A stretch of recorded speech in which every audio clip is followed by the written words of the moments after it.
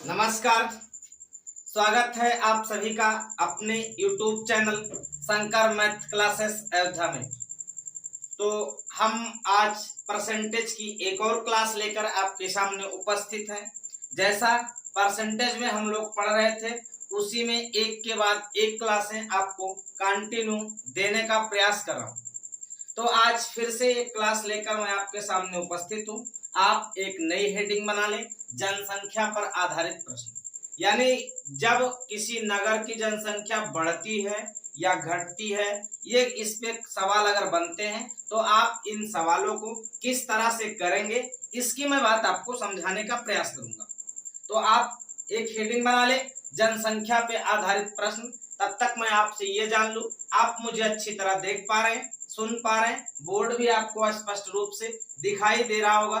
तो फिर मैं आज की क्लास की शुरुआत करूं। आप एक हेडिंग बना लें और एक सवाल लिखें, वहीं से शुरू हो जाएगा। एक सवाल मैंने आपके सामने बोर्ड पर पेश कर दिया हूं और इसी सवाल से क्लास की आगाज होगी।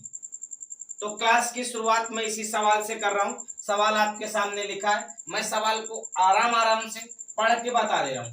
देखो लिखा है, एक गांव में पुरुष, महिला और बच्चों का जो रेशियो दिया है वो 5 और 4 और 2 है। कह रहा है कि 80% पुरुष साक्षर हैं, 40% महिलाएं निरक्षर हैं और बच्चों का जो साक्षरता है वो 90% है। तो आपसे पूछा गया कि गांव में कितने प्रतिशत लोग ऐसे हैं जो निरक्षर हैं। तो इसको निकालने के लिए क्या अप्रोच होता है, मैं सवाल को बहुत आसान तरीके से बताने का प्रयास करूंगा, आप इसे समझने का प्रयास करें। तो मैं चलो बताऊं, आपको दिखाई दे रहा हूं तो ठीक है बता रहा हूं। देखो ध्यान से, आपको जो दिया है यानी पुरुष, महिला और बच्चे, तो पुरुष को हम लोग माइन लिख लें, महिला को ओ में लिख लें, बच्चों को वाई लिख लें। इनका जो रेशियो है वो है 5 और 4 और 2। तो जो रेशियो होता है, रेशियो को किसी भी संख्या से गुणा किया जाए अथवा किसी संख्या से भाग किया जाए, रेशियो पे कोई फर्क नहीं पड़ता। तो मैं रेशियो को इसलिए मैं मान ले रहा हूं, देखो डबल जीरो लगा के मैं मान लूं 500 ये, 400 ये और 200 ये, इसलिए मान ले रहा हूं क्योंकि अलग अलग जब परसेंटेज निकालेंगे तो जीरो से जीरो कट जाएगा, आपको कठिनाई नहीं होगी, इसलिए मैं ऐसा मान के चल रहा हूं। तो आपको टोटल की बात करूं तो आप कहोगे टोटल जो जनसंख्या हुई 5 और 4 9 और 2 1100 हुई। टोटल जनसंख्या कितनी होगी गांव की? 1100 होगी। आप देखो ध्यान से, कह रहा है कि 80% पुरुष साक्षर है, 80% पुरुष साक्षर है, यानी निरक्षर कितने हैं? तो आप कहोगे निरक्षर है आपके पास 20%। कितने परसेंट? 20%। अरे 80% साक्षर है तो 20% निरक्षर है। तो आप माइन वाले को निकालू तो आप कहोगे 500 का 20%, तो आप कहोगे 500 का 20/100, यानी 20 पंचे कितना? तो आप कहोगे 100 लोग पुरुष में आए। अब महिला में 40% महिला निरक्षर है, तो निरक्षर ये निकालना है तो आप कहोगे इसका 40%, यानी अगर ओमेन की बात करें तो आप कहोगे 400 ओमेन है, इसका 40% 40/100, तो 4 चौक 16 ये कितना है? तो आप कहोगे ये 160 है। अगर मैं बच्चों की बात करूं तो आपसे कह रहा है 90% बच्चे साक्षर हैं, यानी 10% लोग क्या है? निरक्षर हैं।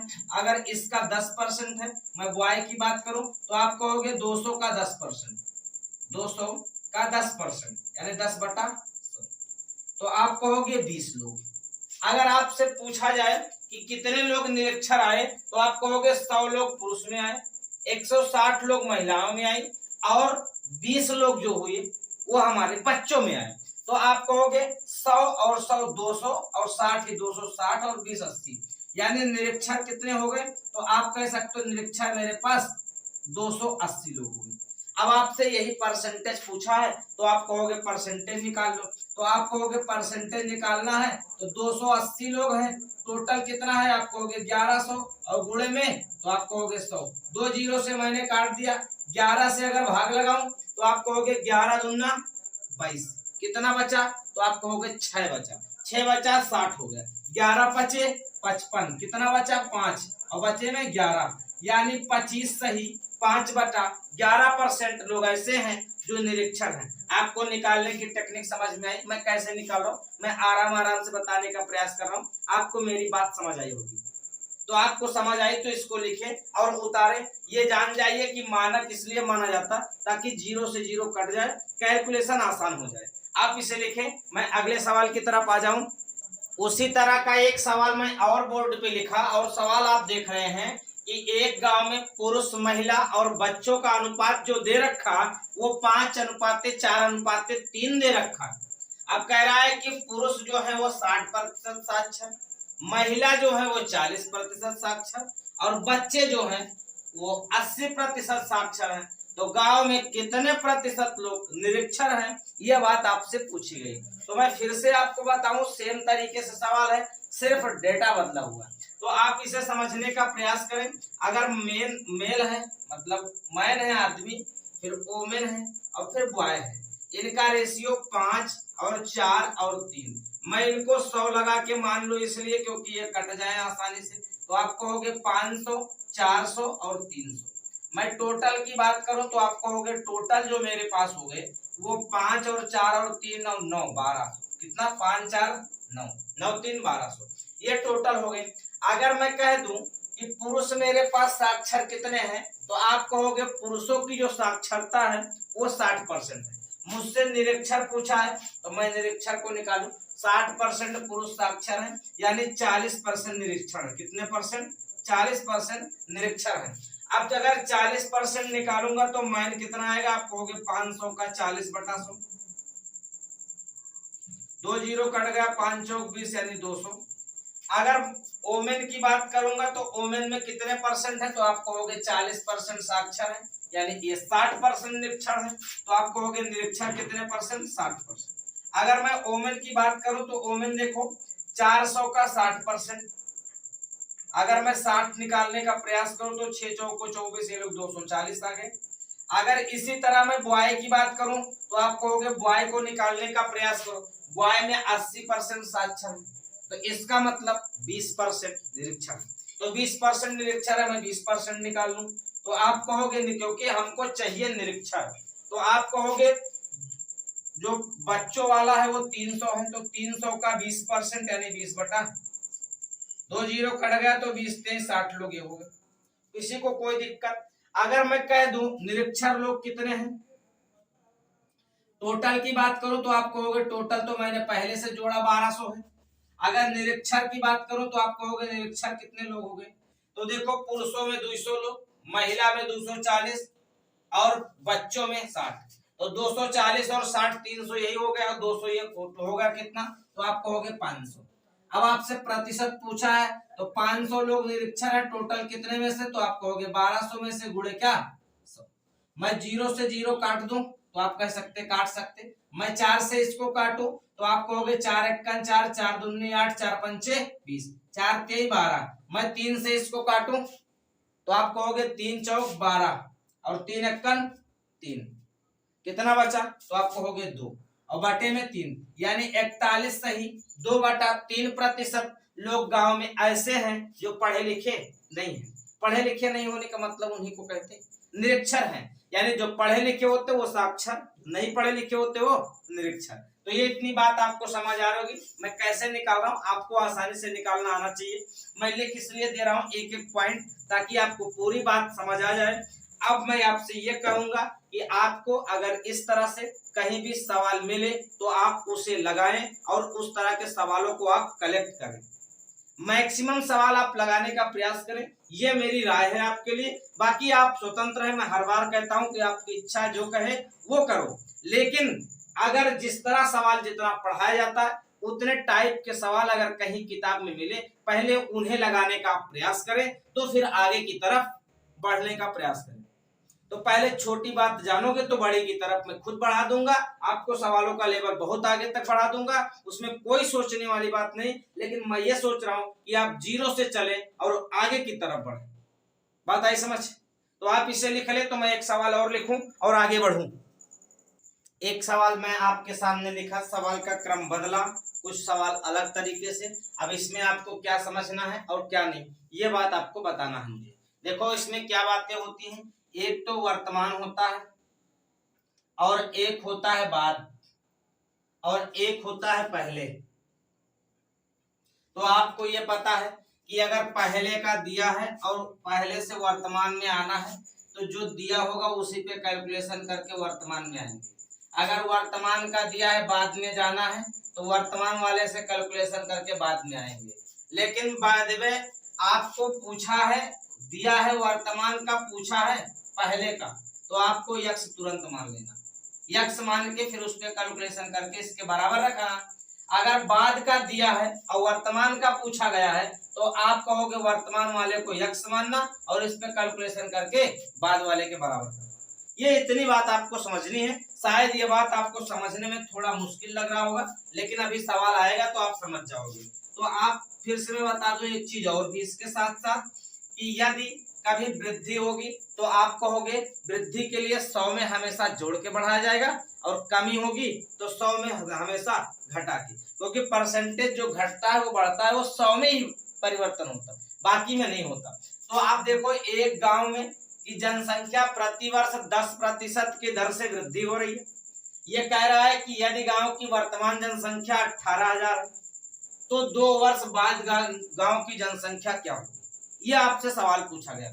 यानी जो वर्तमान है वो हमें दे रखा है कितना, आप कहोगे 18,000 और पूछा क्या है तो आप कहोगे 2 वर्ष बाद, क्या 2 वर्ष बाद। अब 2 वर्ष बाद पूछा है यानी यहां का पूछा, ये बात है। अब अगर वर्तमान का दे रखा बाद का पूछा है तो आप इसी पे कैलकुलेशन करने का प्रयास करेंगे। तो 18,000 रुपए है। अब 18,000 लोग हैं, एक साल 10% बढ़ा तो 100 में 10 जोड़कर, ये पहले वाला हो गया 110/100। दूसरे साल तो आप कहोगे फिर 10 बढ़ा तो फिर 110/100, यानी जितनी बार बढ़ेगा वो हमेशा 100 में जोड़कर बढ़ाएंगे। और 2 साल बाद पूछा है तो 2 साल बाद 2 साल का मैंने लिख लिया। अब देखो जितने लोग कटे में काट दो, 2 जीरो से ये और 2 जीरो से ये काट दिए। अब बचा क्या, तो आप कहोगे ये बचा 180 और 11 का 11 से गुणा करोगे 121 बचा। मैं जीरो लिख दूं, 18 एकन 18, 18 दूना 36 और 1 बचा 37 और 18 एकन 18 3 कितना होगा नहीं पता, 18 3 21 होता है, यानी 21,780 हो जाएगी। कब, तो आप कहोगे 2 साल बाद। ये बात समझ गए ना। तो अगर इसको समझ गए हो तो आप इसे लगाने का प्रयास करें। तो मैं अगले सवाल की तरफ चलूं, एक सवाल और इसी तरह से लगा दूं, आपको ये समझ आ जाएगा कि हम इसमें क्या करें और क्या नहीं। बात आई समझ। ये देखो वर्तमान दिया था, बाद जाना था, तो वर्तमान से कैलकुलेशन। अगर बाद दिया होता और वर्तमान का पूछता तो वर्तमान को यक्स मानते और यक्स में बढ़ाते हुए चले जाते, बराबर कर देते बाद वाले के। बात आई समझ। तो अगर इतनी बात समझ रहे हो तो आप इसे लिखें, तो मैं आगे बताऊं। एक सवाल और आपके सामने मैं पेश करूं। एक सवाल उसी तरह का मैं फिर से आपके सामने लिख दिया हूं और आप इसे पढ़ें और इसे लगाने का प्रयास करें। और देखो सवाल क्या लिखा हुआ है, फिर से इसको समझने का प्रयास करें। लिखा हुआ है एक गांव की जनसंख्या में प्रतिवर्ष 30% की दर से वृद्धि हो रही है। इसका मतलब यह है कि जब एक साल बीतता है तो 30% बढ़ जाती है। प्रतिवर्ष की दर का मतलब ये होता कि यदि एक साल बीता तो 30% बढ़ा, फिर बीता तो फिर 30% बढ़ा, यानी जितनी बार एक साल बीतेगा उतनी बार 30% बढ़ाएगा। तो आपको 30% की दर से वृद्धि हो रही है। यदि गांव की वर्तमान जनसंख्या 84,500 है, यानी 84,500, तो 2 वर्ष पूर्व जनसंख्या बताओ। अब इसको समझने का प्रयास कीजिए। ये देखो वर्तमान का दिया रखा कितना, तो आप कहोगे 84,500 और पूछा क्या है, तो इसमें 2 वर्ष पूर्व पूछा है। 2 वर्ष पूर्व, तो 2 वर्ष पूर्व कुछ भी रहा होगा तो यक्स रहा होगा। देखो 2 वर्ष बाद पूछता तो इसी पे कैलकुलेशन करते, क्योंकि वर्तमान से हम बाद की तरफ जा रहे हैं।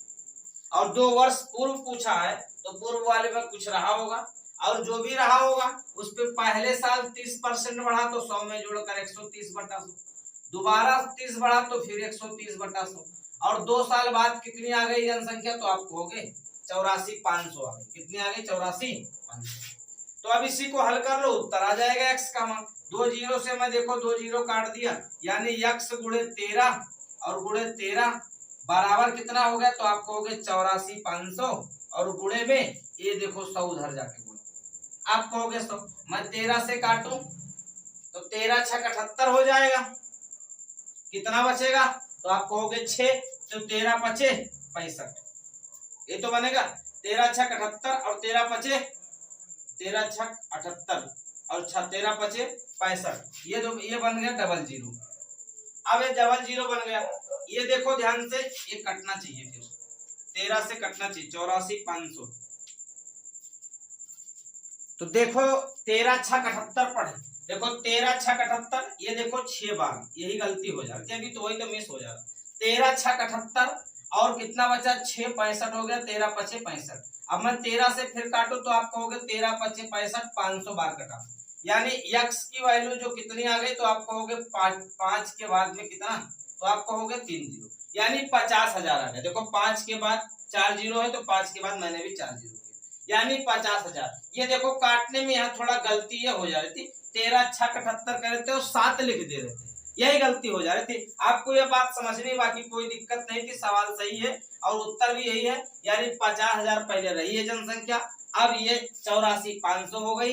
कब कितना बढ़ा, तो आप कहोगे 30% हर साल बढ़ा। 2 साल बाद ये कितनी आ गई, तो आप कहोगे 2 साल बाद ये 84,500 आ गई। कब, जब ये 50,000 थी, समझ गए ना। बाकी काटने पीटने अपने हिसाब से कर लेना, जो तरीका है मैं बता रहा हूँ, तरीका यही है, कोई दिक्कत नहीं है, कुछ भी आ गया, कुछ नया नहीं है, आपको ये समझना चाहिए। इतना लिखे, मैं एक सवाल और लिखूं और आगे बढ़ूं।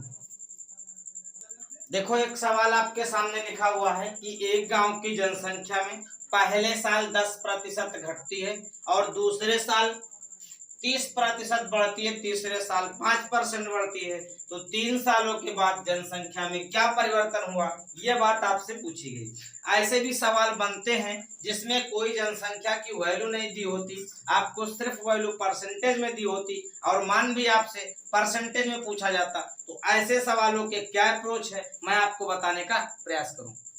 मैं जो बता रहा हूं ये आपको समझ आ रहा है, मैं ये आशा करूं, तो मैं आगे की तरफ बढ़ूं, इसको बताने का प्रयास करूं।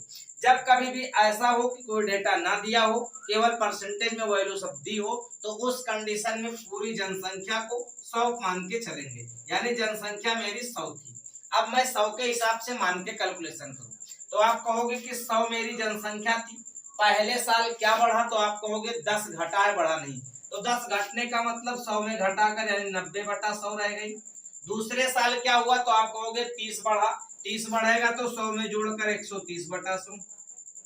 तीसरे साल क्या हुआ, तो आप कहोगे 5 फिर बढ़ा, 5 बढ़ने का मतलब 105/।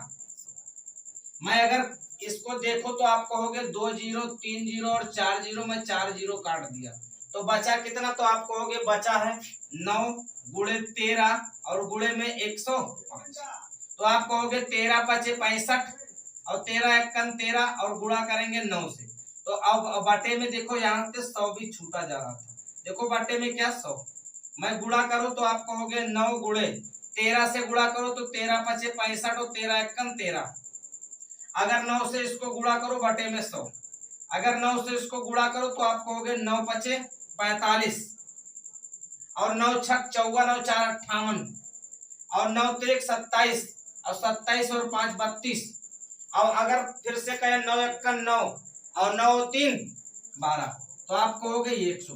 दो जीरो है तो मैं 2 पर दशमलव लगा, यानी जनसंख्या बढ़ के कितनी हो गई, तो 122.85। अगर मेरी जनसंख्या जो पहले 100 थी अब 122.85 हो गई, यानी बढ़ा कितना, तो आप कहोगे 22.85% की वृद्धि हो गई, और ये 100 में वृद्धि हो रही है, तो मैं इसको डायरेक्ट परसेंटेज लिख सकता हूँ, कोई हस्तक्षेप करने की जरूरत नहीं। आप ये समझ गए होंगे मैं क्या बताना चाह रहा हूँ, मेरी बात को समझ गए, तो आप इसे लिख लें। अभी जनसंख्या पे आपको एक क्लास और मिलेगी, तब जनसंख्या पे जाके सवाल पूरे हो जाएंगे। आज के लिए इतनी बात ही काफी है, और अगली बात हम आपसे फिर करेंगे, अगली क्लास में फिर मिलेंगे। इसी तरह से जैसे मैं पढ़ा रहा हूँ ये कंटिन्यू आपका चलता रहेगा, इसमें कोई हस्तक्षेप होने की जरूरत नहीं है, लेकिन एक कंडीशन होनी चाहिए, मैं अयोध्या की सरजमी पे हूँ, अगर मैं अयोध्या की पावन धरती पे उपलब्ध हूं तो ये जान जाओ कि क्लास तो आपको मिलना तय है। लेकिन अगर बाय द वे किसी कारणवश कहीं जाना पड़ा तो उसके लिए क्षमा प्रार्थी है। आगे फिर मिलेंगे अगली वीडियो में। आज के लिए इतना ही, धन्यवाद, गुड नाइट, शुभ संध्या, अपना ख्याल रखें, स्वस्थ रहें, मस्त रहें, धन्यवाद।